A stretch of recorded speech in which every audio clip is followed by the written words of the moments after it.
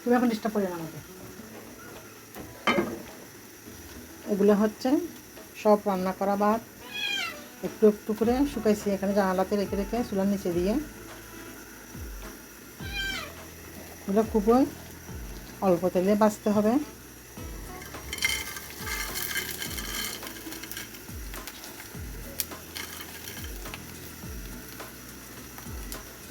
তাড়াতাড়ি করে নাড়তে হবে, পুড়ে যাবে। একবারে ডুবু তেল দিয়েও ভাজা যাবে, একটা ছাঁকনির ভিতরে রেখে ভাজতে হবে, নাহলে এভাবে অল্প তেল দিয়েও খুব সহজে ভাজা যায়। নারকেল দিয়ে চিনি মিশিয়ে খেতে কিন্তু খুবই ভালো লাগে। এই কয়দিন বেশি রোদ পড়ছে তো, এখানে জানলার উপর রেখে রেখে এগুলা ছোট্ট একটা তালাতে করে শুকাইছি। লো হিটে আস্তে আস্তে করে ভাজতে হবে, যতটুকুনি খাবো ততটুকুনি বেজে নিব। এগুলো নামিয়ে নিচ্ছি।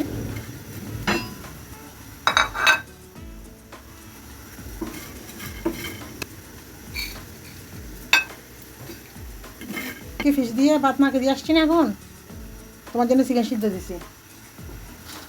আমাদের সন্ধ্যাবেলা চা নাস্তার সাথে সাথে ওরাও খায় একটু একটু। এভাবে বেজে নেব, বেজে নিচ্ছি।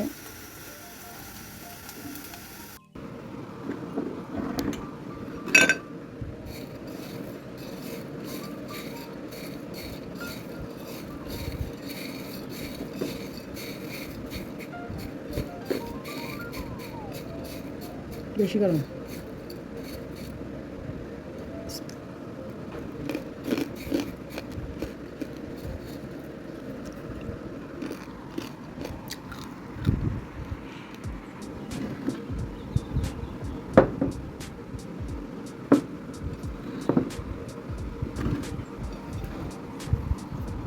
আজকে আমাদের সন্ধ্যার নাস্তা ভাত ভাজা দিয়ে চা দিয়ে।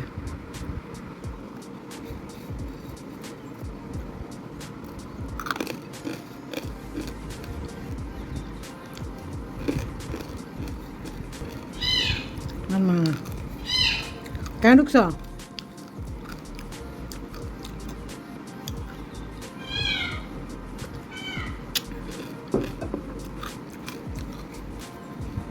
ওয়াশরুমে তোমার কি কাজ মিনি?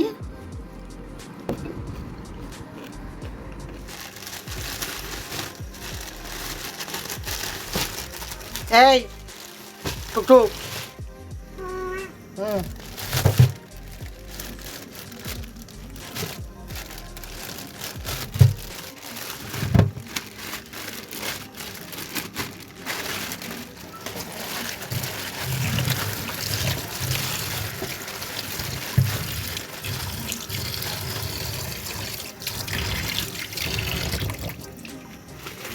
পলিথিনের ভিতরে তো রাখতে পারি, এটা গুঁড়া করে।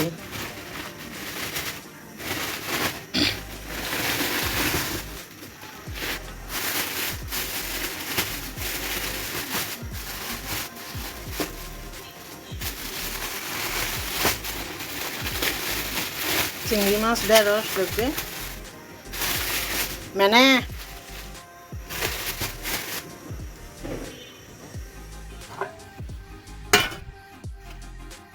বাজার থেকে কেটে আনছে সবগুলা। এটার মধ্যে ডলে পরিষ্কার করে নেব।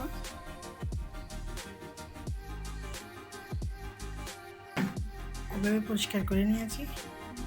গোটা গোটা মাছ, শিলপাতরের মধ্যে ডলতে অনেক সুবিধা। এই তো পরিষ্কার করে নিয়েছি, লবণ হলুদ মেখে লাল মরিচ দিয়ে মেখে রাখবো। তারপর এটা ভুনা করে নিব।